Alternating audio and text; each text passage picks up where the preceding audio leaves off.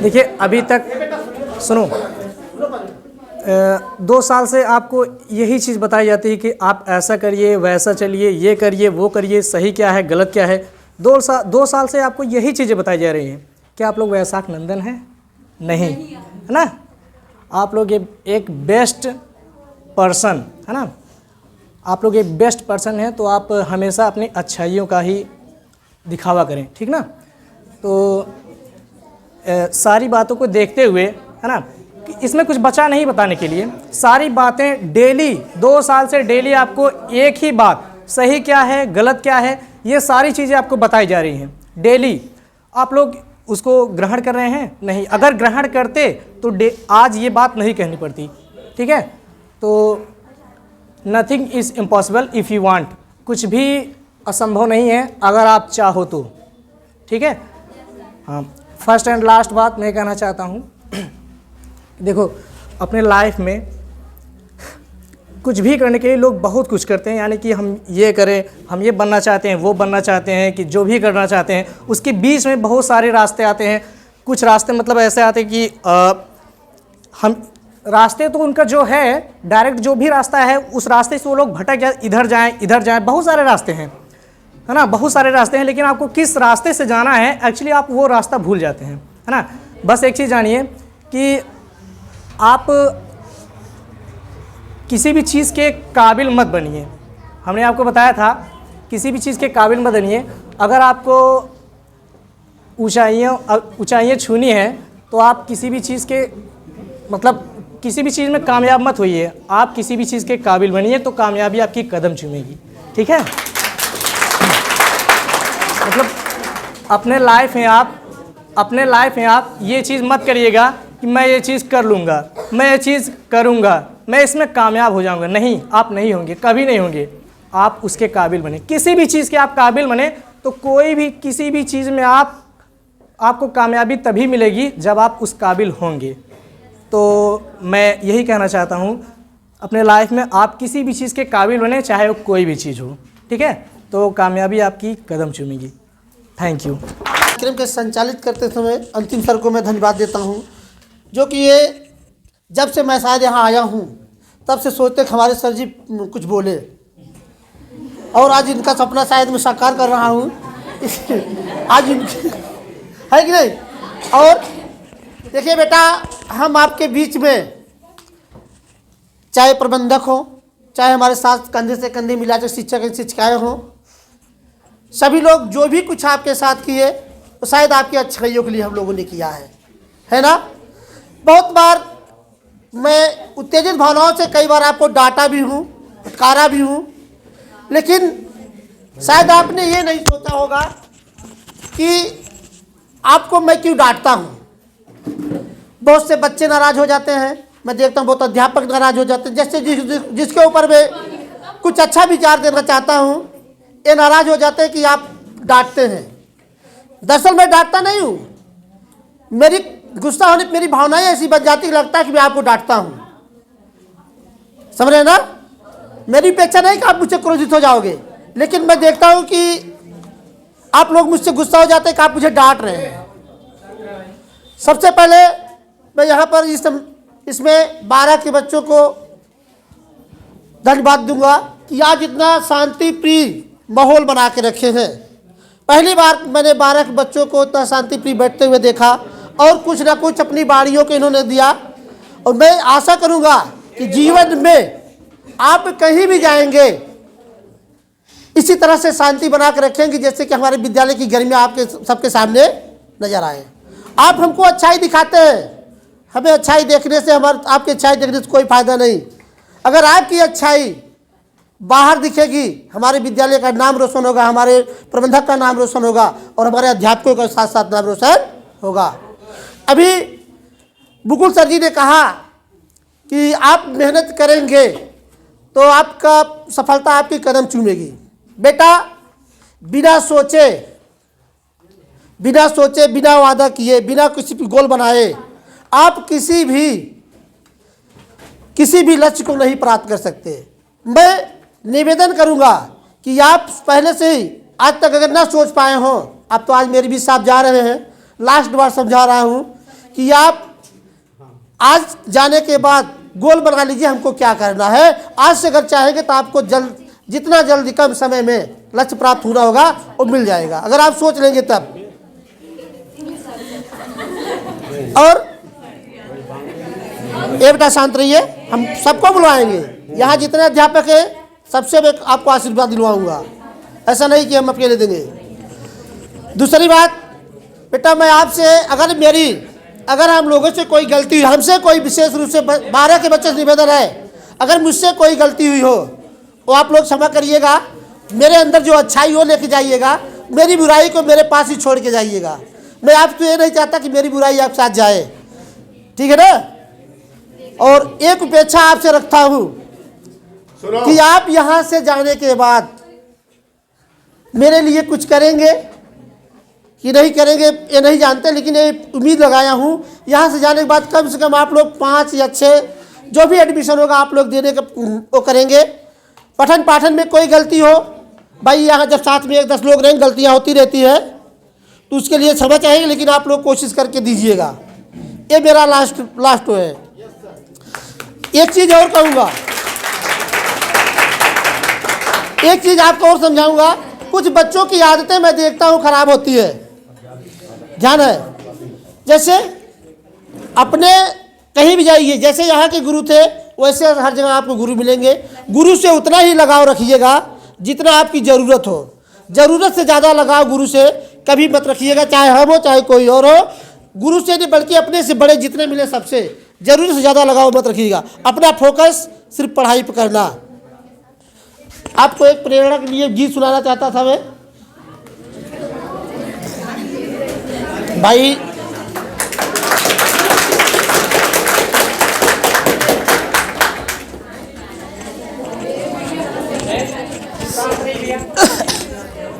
कुछ करना है तो मन को मारे मत बैठो, जीवन में कुछ करना है तो मन को मारे ना बैठो। आगे बढ़ना हो तो हिम्मत हारे मत बैठो, आगे बढ़ना है तो हिम्मत हारे ना बैठो। चलने वाला मंजिल पाता, चलने वाला मंजिल पाता, बैठे पीछे रहता है, बैठने वाला पीछे रहता है। बस बच्चों, मैं अपने इस बाड़ी साहब को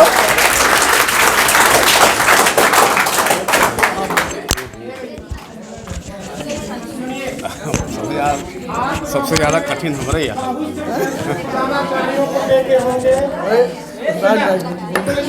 शांत रहिए। प्रबंधक जी का नाम जिससे गली अभी तक जो क्षेत्र में है या पूरे भारत में नाम का होना चाहिए, ऐसी आप लोग अपने अतिथि के रूप में आप सभी को संबोधित करें और अपने बहुत बहुत धन्यवाद। सर्वप्रथम माँ सरस्वती को प्रणाम करते हुए मेरे आराध्य, जिनको मैं अपना आदर्श मानता हूँ, स्वामी विवेकानंद के श्री चरणों में प्रणाम करता हूँ। देखिए, सबसे बड़ी बात, जैसे सबसे मुश्किल हमारे लिए है, हमारे लिए इसलिए नहीं है कि जैसे हम भाषण देने से कतराते हैं और कोई बात है। इस विद्यालय को जब शुरू किया, तमाम मन में विचार थे, तमाम भावनाएं थी, और यह विद्यालय उस समय पुष्पित पल्लवित हुआ जब मैं अपने बच्चे का इलाज लखनऊ करा रहा था। उस समय भी चाहे वो दीपेश हो, अंतिम हो, हरिराम हो, इन लोगों ने कहा कि बच्चों की विदाई की जाए, कक्षा 8 के बच्चों को संभवतः। हमने कहा नहीं, अभी चलने दीजिए। मेरे आंखों में आंसू इसलिए नहीं है कि बहुत ज़्यादा दुखी हूँ, इसलिए है कि कुछ अच्छे ऐसे बच्चे होंगे। जब मैं अपने बच्चे का इलाज करा रहा था, हम हिंदुस्तान के लोग हैं और हिंदुस्तानी आशावादी होते हैं, तो हम डॉक्टरों में विश्वास करते थे, ज्ञान विज्ञान दोनों में। तो एक दो ऐसे बड़े आचार्य ज्योतिषी हमारे संपर्क में थे, तो बोलते थे कि जैसे ओम नमः शिवाय का जाप किया जाए या हनुमान चालीसा का पाठ किया जाए तो काफ़ी राहत होगी। कुछ ऐसे बच्चे, कुछ ऐसी बच्चियां यहाँ हैं जो उस समय पढ़ते थे विद्यालय में, और इसी कैंपस में बैठ कर के वो लोग जाप करते थे। निश्चित रूप से सभी लोगों ने जो बातें कही वो अपेक्षाएं हम भी आपसे रखते हैं। विद्यालय का नाम होगा, आप लोग बड़े पायदान पे जाएंगे, तमाम बातें होंगी। आपकी भी सफलता में हमारी सफलता निहित है। मैं लखनऊ में इलाज के दौरान एक दो बार ऐसी गोल्डन चांस था, और हमारा बैड लक था कि उसी समय हमारा बच्चा बीमार हो गया और हम 2 साल तक अपने विद्यालय का कागज़ नहीं बनवा पाए। बावजूद इसके जो हमारे विद्यालय की स्टाफ है, उस समय आशा भी पढ़ाती थी, दीपेश थे, अंतिम जी थे, हरिराम थे, नीरज पांडे थे, ये सारे लोग बड़ी मेहनत करते थे। और 2014 से 2016 तक मेरा समय लखनऊ ही बीता है, यहाँ बहुत कम रहा मैं। यह विद्यालय चूँकि अपने जीवन में और कुछ ना करके हमने इसी विद्यालय में अपना सब कुछ खपा दिया, इसीलिए चाहते हैं कि ये हमेशा निरंतर पुष्पित और पल्लवित होता रहे। इससे मैं कोई समझौता नहीं कर सकता। कोई भी कितना, इसीलिए परिवार बड़ा है। ये लोग जो पुराने टीचर हैं, आप पूछिए, मेरे परिवार में तमाम 3 भाई मैं हूँ, 2 भाई चाचा के लड़के हैं, 2 और भाई हैं, पिताजी हमारे 3 भाई हैं। कोई विद्यालय में नहीं आते। हमने कहा आप लोग कतई कोई विद्यालय में हस्तक्षेप नहीं करेगा, मैं स्वयं करूँगा। 2020 में भी ऐसे चांस आए कि हमारे गुरुजी जो रामकृष्ण मठ के अध्यक्ष हैं, उनसे जब मैं गया, ये इसलिए बता रहा हूँ कि जैसे जब आप लोग बैठने में दिक्कत होती थी, हम लोग टेंट से कुर्सियाँ लेके आते थे, मेज़ें नहीं रहती थी, तमाम ऐसे अभाव रहे जिसमें आप लोग पले बढ़े, आगे बढ़े। चूँकि वो सारी बातें मुझे याद आई, और मैं कभी सोचा नहीं था कि विदाई का कार्यक्रम किया जाएगा। और 2 बार जब जूनियर के बच्चे यहाँ से जो कुछ बच्चे जब जाने लगे, उस समय कहा गया कि आप करिए, हमने कहा नहीं, रहने दीजिए। कहीं ना कहीं ऐसा प्रारब्ध में था कि आज विदाई होती, और इतने अच्छे सारे लोग, चाहे वो शिव कुमार हों, चाहे वो आलोक जी हों, राकेश भैया, मुकुल, जो भी हमारे स्टाफ के हैं, अरविंद जी, सुधाकर जी, महेंद्र जी, दीपेश जी, अंतिम जी, सब लोग हमारी जो सहयोगी हैं, अध्यापिकाएँ, सबका सहयोग रहा। तो आज अच्छा भी लग रहा है। ये एक तरह से अभी जैसे मुकुल जी ने कहा गुड मॉर्निंग, कुछ बच्चे थोड़ा अटपटा लगा ना, बच्चों को होता है कभी कभी, ये गुड मॉर्निंग का समय नहीं है, लेकिन सही सरस्वती इनकी ज़बान पे थी, ये गुड मॉर्निंग का ही समय है। अब आप जग जाइए और पढ़िए, मेहनत करिए। सुधाकर जी बहुत अच्छे गीत सुनाए। उसी समय हम सोच रहे थे कि अब हमको लगा कि हम बोल नहीं पाएंगे,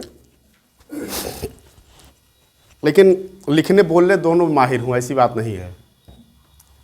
सबका मैं हृदय से सम्मान करता हूँ। ये मेरी पीड़ा थी, और मेरे एक तरह से स्वामी विवेकानंद से मैं जुड़ा। वहाँ भी कोई लक्ष्य ऐसा नहीं था कि हम जो है पैसा कमाएं। ये था कि मैंने देखा, आप कभी लखनऊ जाएंगे, भगवान न करें आप हॉस्पिटल में जाएं, लेकिन जब आप लखनऊ जाएंगे विवेकानंद हॉस्पिटल में, तो स्वामी विवेकानंद की लगभग 15-15 फीट की मूर्ति लगी है। और आप कभी महसूस करेंगे, जब आप जाएंगे तो आपको लगेगा कि ये मूर्ति अभी बोल देगी। और मैं प्रतिदिन लखनऊ, मेरा 2 साल का बच्चा एक्सपायर हुआ, तो मैं अमूमन 11 महीने 17 या 18 दिन मैं लखनऊ रहा हूँ, लंबा समय बिताया हूँ। और प्रतिदिन मैं जाता था, वहाँ प्रणाम करता था। मेरे प्रारंभ में वो संघर्ष लिखा था, और मैंने बखूबी उस संघर्ष को किया, काफ़ी कुछ सीखा। और जो संघर्ष किया उससे तमाम होता नहीं। जैसे आप संघर्ष करेंगे तो बहुत आपको अनुभव होगा। कोई धोखेबाज आपको मिल गया तब भी आपको अनुभव होगा, अच्छा मिल गया तो अनुभव होना ही होना है। इसलिए मैं उनके विचारों से बहुत अभिभूत था। उनके नाम पे विद्यालय की स्थापना किया, और यह सोचता रहा कि ऐसे महापुरुष के नाम पर विद्यालय रहे तो आप लोगों की एक्टिविटी, आप लोगों का कार्य व्यवहार भी उसी तरह रहे। इसीलिए अक्सर आप लोगों को टोका जाता था कि आप लोग ऐसे करिए ऐसे करिए। जो बातें हम लोगों ने साल 2 साल यहाँ आपको बताई, आप नहीं समझ में आ रही हैं, 2 साल बाद आपकी समझ में आएंगी। कहीं आप जाएंगे, कभी ऐसी कोई ज़रूरत पड़ेगी तो आपका व्यवहार ही आपका प्रेजेंटेशन करेगा। आप 20 लाख की गाड़ी में बैठ करके जाएंगे, ऑफिस में गाड़ी नहीं जाएगी, वहाँ आपका व्यक्तित्व जाएगा। और जब अंदर जाएंगे तो आपका जो व्यक्तित्व रहेगा वही झलकेगा, किसी व्यक्ति को वही प्रभावित करेगा। तो इसलिए आप अपने व्यक्तित्व को इतना प्रभावशाली बनाएं। और जैसे अभी बबलू जी ने कहा कि आप महापुरुषों से प्रेरणा लें, तो उन्हीं से प्रेरणा लीजिए। फिल्मी हीरो, राजनेता, ये नौटंकी करने वाले आपके प्रेरणा स्रोत अगर बनेंगे तो आप निश्चित रूप से सड़क पर टहलेंगे, कोई रोक नहीं सकता है। हमारी फाइल थी इंटर कॉलेज की और गिरीश नारायण सिंह डिवाइस थे, फाइल गई। जो आज का समय जो चूँकि कैमरा चला रहे हैं, नहीं कहना चाहिए, वो चलता है, लेकिन उन्होंने कहा कि आप ऐसे महापुरुष के नाम पे विद्यालय चला रहे हैं, एक पैसा कहीं खर्च मत करिएगा। ऐसी सोच के लोग भी आपको मिलेंगे। इसलिए जो शिव कुमार सर ने कहा कि गुरुदक्षिणा के रूप में आप लोग कुछ बच्चों का एडमिशन कराएंगे तो आप इनका भी मान रखेंगे, राकेश भैया का भी रखेंगे, बबलू जी का भी रखेंगे।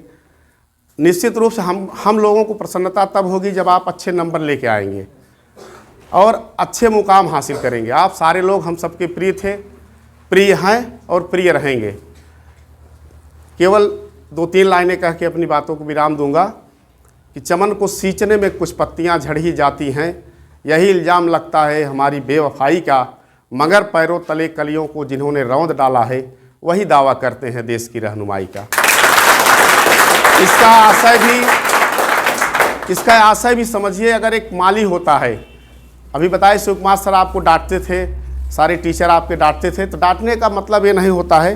कभी कभी आप देखिए पेड़ होता है, फूल होता है, तो उसकी कटाई छटाई की जाती है। तो हम लोगों ने जो आपको डांटा फटकारा वो अपनत्व की वजह से कि हो सकता है आज आप सुधर जाएं, कल सुधर जाएं। सब इसी क्षेत्र के बच्चे हैं। आज समोदपुर इंटर कॉलेज का नाम क्यों लिया जाता है? समोदपुर इंटर कॉलेज से तमाम बच्चे पढ़ के विदेशों में नौकरी कर रहे हैं, बड़े बड़े IAS हैं, IPS हैं। आप डॉक्टर AK सिंह के यहाँ चले जाएंगे और समोदपुर का नाम बता देंगे तो हो सकता है आपकी फ़ीस ना लें, हो सकता है आपको ऐसे ही देख लें। ऐसी भी परिस्थितियाँ आती हैं। हम लोगों का यही सपना है कि आप सब फले फूले और यह विद्यालय निरंतर प्रगति करे। यही इन्हीं शुभकामनाओं के साथ आप सबका बहुत बहुत आभार। अगर कोई गलती हुई हो तो आप लोग क्षमा करेंगे।